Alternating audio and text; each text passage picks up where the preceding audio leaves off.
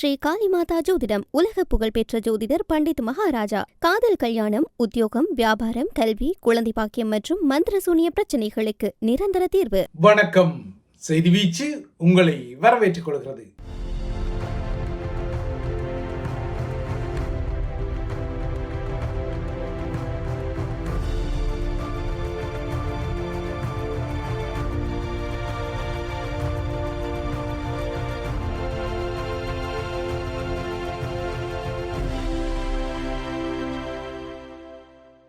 இன்றைய செய்தி வீச்சிலும் இலங்கை மற்றும் உலக நிலவரங்கள் காத்திருக்கின்றன. தமிழக நிலவரங்களும் உள்ளடக்கப்படுகின்றன. முதலில் இலங்கை தீவு பக்கம் பார்வையை திருப்பலாம். பாவத்தின் சம்பளம் மரணம் என இயேசு கிறிஸ்து சொன்ன கூற்று இன்றைய பெந்துகோஸ் திங்கள் தினத்தில் நினைவூட்டப்படும் பின்னணியில் 2015ஆம் ஆண்டில் யாழ்ப்பாணத்தை மட்டுமல்லாமல் முழு இலங்கையையும் உலுக்கிய புங்குடுதீவு மாணவி சிவலோகநாதன் வித்யா மீதான குரூரமான கூட்டு பாலியல் வன்புணர்வு படுகொலை சம்பவத்தின் குற்றவாளியாக மரண தண்டனை விதிக்கப்பட்டிருந்த கைதிகளில் ஒருவர் தற்கொலை செய்து கொண்டிருக்கின்றார். இந்த சம்பவத்துடன் தான் இன்று காலை யாழ்ப்பாணம் முடிந்தது. இப்போது அவரது உடல் யாழ் சிறையில் மீட்கப்பட்டிருக்கின்றது. இந்த பரபரப்பின் பின்னணியில் இன்றைய ஊடகங்களின் பதிவுகளும் வந்தன. புங்குடுதீவைச் சேர்ந்த பூபாலசிங்கம் ஜெயக்குமார் என்ற இந்த கைதி யாழ் சிறைச்சாலையின் கழிவறை பகுதியில் தூக்கிட்ட நிலையில் இன்று காலை மீட்கப்பட்டிருக்கின்றார். சிறைக்கில் நடந்த இந்த சம்பவம் ஒரு தற்கொலை என ஆரம்பகட்ட அறிக்கைகள் குறிப்பிடும் போதிலும் இந்த மரணம் குறித்து சிறைச்சாலையின் அதிகாரிகளும் ஸ்ரீலங்கா காவல்துறையும் உடனடியான விசாரணைகளை ஆரம்பித்துள்ளனர்.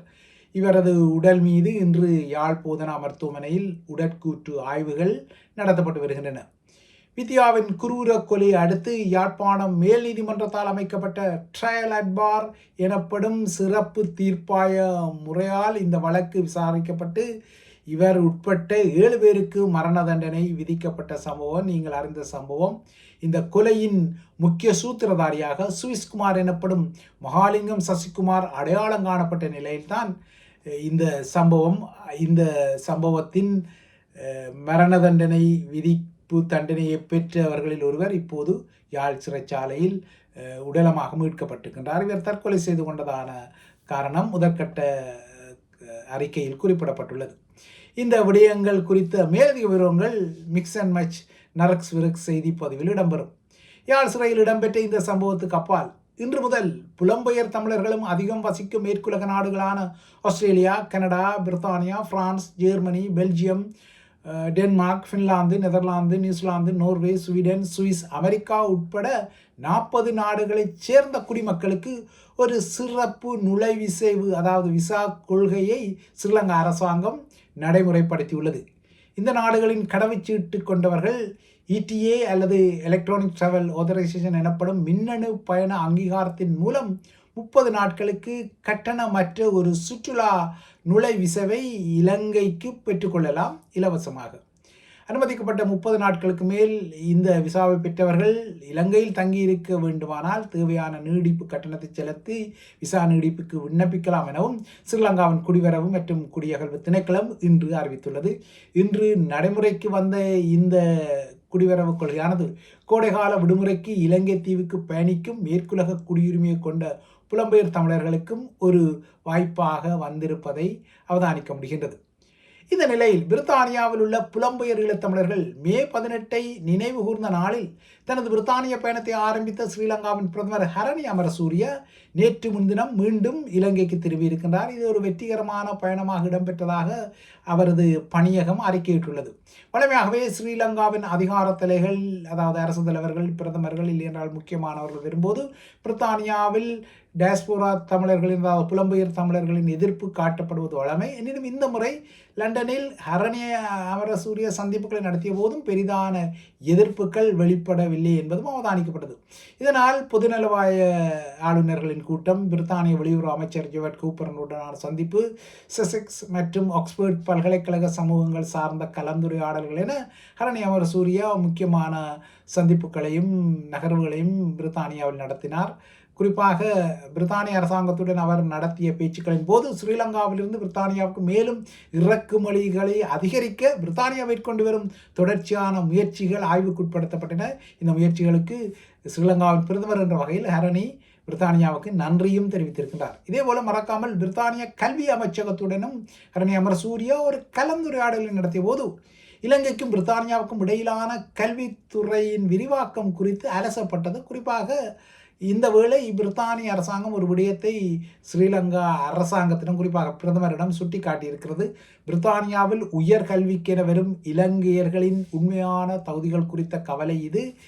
இந்த கவலை அலசப்பட்டது. ஏனென்றால் பிரித்தானியாவில் உயர்கல்விக்கென வரும் இலங்கையர்களில் பலர் இந்த உயர்கல்வியை முடித்தாலும் இல்லை என்றால் அதனை இடைநிறுத்தினாலும் மீண்டும் இலங்கை திரும்பாமல் இங்கேயே தங்கியிருக்கும் நகர்வுகளை செய்து வருவதான ஒரு கவலை ஸ்ரீலங்காவிடம் எடுத்து கூறப்பட்டதாக தெரிகின்றது. இந்த லண்டன் சந்திப்புகளின் போது ஹரணி மறக்காமல் லண்டனில் உள்ள பௌத்த விகாரைக்கும் சென்று அதன் தலைமை பிக்குவான போகட சீல விமல ரட்ன நாயக்க தேரரை சந்தித்து பேசியிருக்கின்றார்.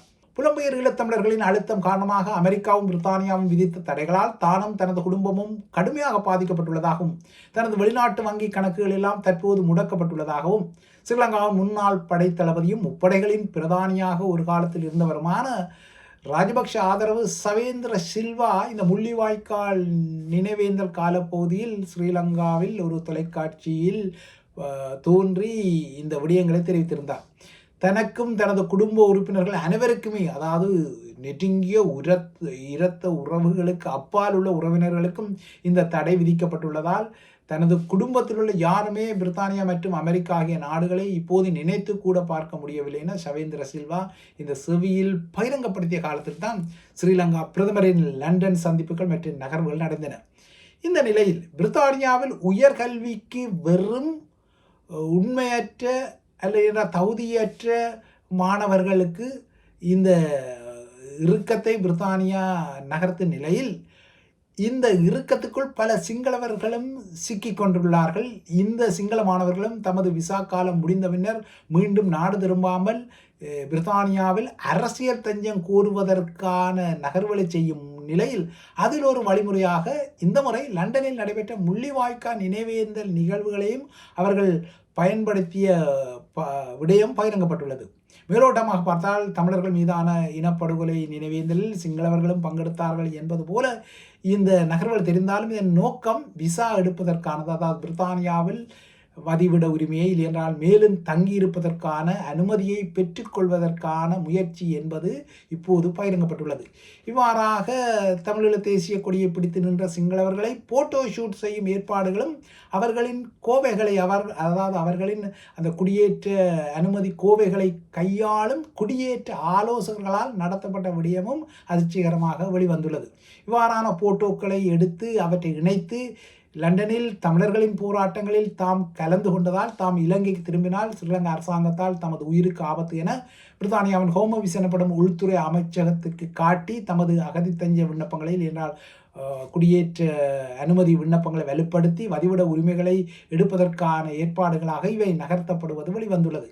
இவ்வாறான ஏற்பாடுகளில் சில தமிழ் தேசிய அமைப்புகளின் பங்கும் உள்ளதான சர்ச்சைகள் எல்லாம் ஏற்கனவே வெளிவந்துள்ள நிலையில்தான் ஓரிரு சில அமைப்புகள் இவ்வாறாக போலி தஞ்சம் கோருபவர்களுக்கு உதவ தங்களின் அதிகாரபூர்வ அமைப்புகளின் கடித தலைப்புகளில் சில அத்தாட்சி கடிதங்களை வழங்கி அவ்வாறாக கடிதம் வழங்குபவர்களிடம் 300-400 பவுண்ட்ஸுகளை அறவிடுவது குறித்த சர்ச்சைகள் எல்லாம் வெளிவந்த நிலையில்தான் இந்த முறை முள்ளிவாய்க்கால் நினைவேந்தலை சிங்கள மாணவர்கள் தமது பிரித்தானிய வதிவிட கோரிக்கைக்கான ஒரு விடயமாக பயன்படுத்தியமை கவலைக்குரிய வகையில் வெளிவந்துள்ளது. ஆக மொத்தம் விசா காலம் முடிந்த பின்னர் மீண்டும் இலங்கைக்கு திரும்ப தயாராக இல்லாத சிங்கள இளையோர் இப்போது தமிழர்களின் பாணியில் அரசியல் தஞ்சம் கோரும் பாணியை கடைபிடிப்பது அதிகரித்து வருகின்றது. குறிப்பாக ஐரோப்பிய மனித உரிமை சாசனத்தின் 3ஆம் பிரிவின் கீழ் பிரித்தானியாவில் பாதுகாக்கப்படுவதற்காக எடுக்கப்படும் இவ்வாறான போலியான விடயத்தில் தற்போது பிரித்தானியாவின் ஹோம் ஆஃபீஸ் அதாவது உள்துறை அமைச்சகம் சுதாகரித்துள்ளது. அந்த அமைச்சகத்தின் அதிகாரிகளால் இப்போது இவ்வாறான விண்ணப்பங்களில் உண்மைகள் ஆராயப்படுகின்றன, அரசப்படுகின்றன என்ற விடயம் செய்தி வீச்சு கிட்டியுள்ளது. இந்த விடயம் குறித்து ஏற்கனவே தமக்கு தெரியும் என உள்துறை அமைச்சகம் குறிப்பிடுகின்றது. அதாவது போலியான ஆதாரங்களுடன் வதிவிட அனுமதியை கோரிக்கொள்வோரின் விண்ணப்பங்கள் குறித்து தமக்கு தெரியும் என ஹோம் ஆஃபீஸ் கூறுகின்றது. இலங்கை நிலவரங்கள் மீதான தமது இறுதி மதிப்பீடு கடந்த ஆண்டின் பிற்பகுதியில் இறுதி செய்யப்பட்ட போது இந்த விடயம் கவனத்தில் எடுக்கப்பட்டதாகவும் ஹோம் ஆஃபீஸ் வட்டாரங்கள் குறிப்பிடுகின்றன. இதனால் இவ்வாறான செயற்பாடுகள் தஞ்சங்கோடுவதற்கு போதுமான காரணங்களாக இப்போது ஹோம் ஆஃபீஸால் கருதப்படாத போதிலும் சில சட்டவாளர்கள் இல்லைனால் குடியேற்ற ஆலோசகர்கள் இவ்வாறான காரணங்களை காட்டி இந்த நகர்வுகளை செய்வதும் தெரிகின்றது.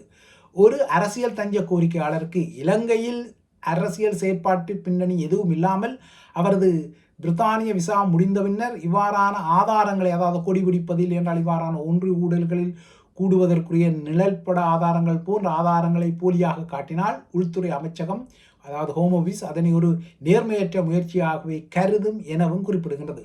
கடந்த ஆண்டின் பிற்பகுதியில் இலங்கை குறித்து ஹோம் ஆஃபீஸ் எடுத்த முடிவானது இலங்கையில் முக்கியத்துவம் வாய்ந்த அரசு எதிர்ப்பு செயற்பாட்டாளராக இல்லாதவர்கள் பாதுகாப்பாக இலங்கைக்கு திரும்பலாம் என்ற முடிவை கொண்டுள்ளதாகவும் குறிப்பிடப்படுகின்றது. அடுத்து ஏனைய நிலவரங்களை நோக்கிக் கொண்டால், ஈரானுடனான போரை முடிவுக்கு கொண்டு வருவது குறித்த பேச்சுக்களில் முன்னேற்றம் ஏற்பட்டு வருவதாக அமெரிக்க அரசு தலைவர் டொனால்ட் ட்ரம்ப் அறிவித்ததை தொடர்ந்து இன்று உலக சந்தையில் எண்ணெய் விலைகள் சரிவடைந்துள்ள ஆசிய பசிபிக் பங்கு சந்தைகளும் உயர்வடைந்துள்ளன. எனினும் இந்தியாவில் கடந்த 2 வாரங்களுக்குள் 4வது முறையாக இப்போது பெட்ரோல் மற்றும் டீசல் விலைகள் உயர்த்தப்பட்டுள்ளன. இந்த பின்னணியில் தமிழகத்தில் ஆட்சியை பிடிப்பதற்காக திராவிட முன்னேற்ற கழகத்தின் ஆட்சியின் சட்டம் ஒழுங்கு குறித்து கடுமையாக விமர்சனம் செய்த முதல்வர் விஜயின் தமிழக வெற்றி கழகத்தின் ஆட்சியிலும் சட்டம் ஒழுங்கு கடுமையாக பாதிக்கப்பட்டுள்ளதான குரல்கள் தீவிரமாக எழுகின்றன. கோவையில் 10 வயதான சிறுமி கொடூரமான பாலியல் வன்கொடுமைக்கு பின்னர் கொடூரமாக கொலை செய்யப்பட்ட அதிர்ச்சி நீங்காத நிலையில் மதுரையின் பிரபலமான மீனாட்சி அம்மன் ஆலய வளாகத்தில் வைத்து குமேந்திரன் என்ற 16 வயதான சிறுவன் நேற்று நள்ளிரவு 5 பேர் கொண்ட கும்பலால் கொடூரமாக வெட்டி கொலை செய்யப்பட்ட சம்பவம் இடம்பெற்றுள்ளது. இந்த சம்பவம் மதுரையில் பரபரப்பையும் பதற்றத்தையும் ஏற்படுத்தியுள்ள நிலையில்தான் விஜயின் ஆட்சியின் சட்டம் ஒழுங்கு குறித்த குரல்களை எதிர்க்கட்சிகள் எழுப்ப வைக்கும் வகையில் இந்த சம்பவம் மாறியுள்ளது. இந்த நிலையில் கோவையில் பாலியல் வன்கொடுமை செய்து படுகொலை செய்யப்பட்ட சிறுமியின் பெற்றோரை முதல்வர் விஜய் தொலைபேசியில் தொடர்பு கொண்டு ஆறுதல் தெரிவித்திருக்கின்றார். தமிழக அரசு சார்பில் 7 லட்சத்துக்கான காசோலையும் அந்த குடும்பத்துக்கு வழங்கப்பட்டுள்ளது. இந்த சம்பவத்தின் முக்கிய சந்தேகநபரான 33 வயதான கார்த்தி என்பவர் தமிழக காவல்துறையால் சுற்றி வளைக்கப்பட்ட போது மாடியிலிருந்து குதித்து தப்பிச் செல்ல முனைந்த போது ஏற்பட்ட காயங்களுக்காக தற்போது கோவை அரசு மருத்துவமனையில் சிகிச்சை பெற்று வருகின்றார். காவல்துறையின் பாதுகாப்பு இவருக்கு வழங்கப்பட்டுள்ளது. இந்த கொலை வழக்கில் கார்த்தி மட்டுமல்ல, அவரது நண்பரான மோகனும் கைது செய்யப்பட்டிருக்கின்றார். பிரதான குற்றச்சந்தேகநபரான கார்த்தியை ஜூன் மாதம் 5ஆம் தேதி வரை நீதிமன்ற காவலில் வைக்க போக்சோ நீதிமன்ற நீதிபதி உத்தரவை பிறப்பித்துள்ளார். இந்த 2 பேரின் செல்லிடப்பேசிகளையும், அதாவது கைத்தொலைபேசிகளையும் பொழுது காவல்துறையினர் கைப்பற்றி ஆய்வு செய்து வருகின்றனர். சம்பவம் நடந்தபோது, அதாவது அந்த சிறுமி பாலியல் வன்புணர்வுக்கு உட்படுத்தப்பட்ட போது இல்லைனா கொலை செய்யப்பட்ட போது யார் யாரிடம் அவர்கள் தொலைபேசியில் தொடர்பு கொண்டார்கள் என்பது குறித்து தீவிர விசாரணைகள் நடத்தப்பட்டு வருகின்றன. இறுதியாக உலகின் பருவநிலை கோளாறுகளின் குளறுபடி இலங்கை முதல் ஐரோப்பிய நாடுகள் வரை எதிரொலித்து வருகின்றது. பிரான்ஸ் மற்றும் பிரித்தானியா உட்பட்ட ஐரோப்பிய நாடுகளில் இன்றும் அதிக வெப்பம் தகித்து வருகின்றது. கோடைகாலம் ஏற்கனவே வந்துவிட்டதோ என எண்ணும் வகையில் பிரான்ஸ் மற்றும் பிரித்தானியாவின் பெரும் பகுதியில் கடும் வெப்பம் நிலவுகின்றது. பாரிஸில் இன்றும் கடுமையான வெப்பம் காலை முதலே நிலவி வருகின்றது. பிரித்தானியாவின் இங்கிலாந்து பிராந்தியத்தில் வழக்கத்துக்கு மாறாக மே மாதத்தில் ஏற்பட்டுள்ள கடும் வெப்பமானது இன்றைய வங்கி விடுமுறை நாளில் பிரித்தானியாவின் வரலாற்றில், குறிப்பாக லண்டனின் வரலாற்றில் மிகவும் வெப்பமான மே மாத நாள் என்ற பதிவை உருவாக்க காத்துள்ளது. பொதுவாகவே தற்போது ஐரோப்பா ஒரு சாதனை அளவிலான வெப்ப அலையை அனுபவித்து வருகின்றது. இந்த மாதத்தின் ஆரம்பத்தில் நிலவிய பருவத்திற்கு ஒவ்வாத குளிருக்கு பின்னர் சடுதியாக இந்த வெப்பநிலை மாற்றம் உருவாகியுள்ளது. வட ஆப்பிரிக்காவிலிருந்து சுட்டெரிக்கும் வெப்ப காற்றை ஐரோப்பிய கண்டம் முழுவதும் இழுத்து தள்ளும் வகையில் இந்த பருவநிலை மாற்றம் மாறியுள்ளது.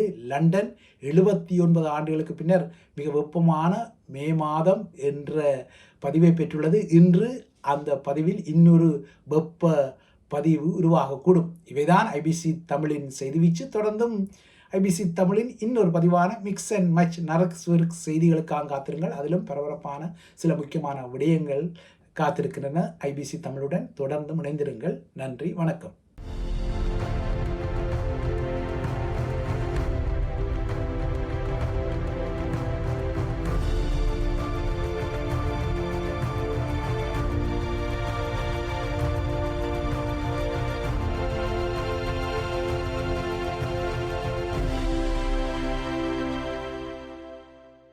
ஸ்ரீ காளிமாதா ஜோதிடம் உலக புகழ்பெற்ற ஜோதிடர் பண்டித் மகாராஜா. காதல், கல்யாணம், உத்தியோகம், வியாபாரம், கல்வி, குழந்தை பாக்கியம் மற்றும் மந்திர சூனிய பிரச்சனைகளுக்கு நிரந்தர தீர்வு.